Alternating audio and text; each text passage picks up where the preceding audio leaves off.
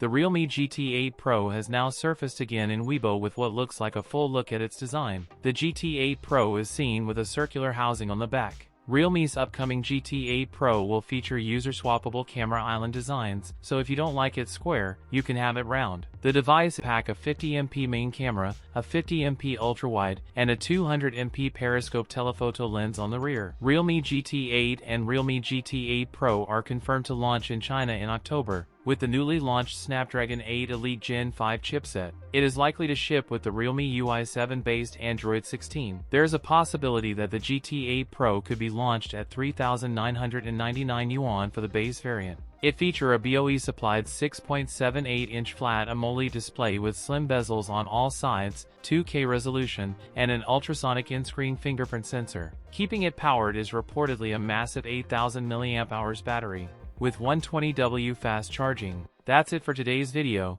If you enjoyed it, don't forget to like, comment, and subscribe for more content. Thanks for watching, and I'll see you in the next one.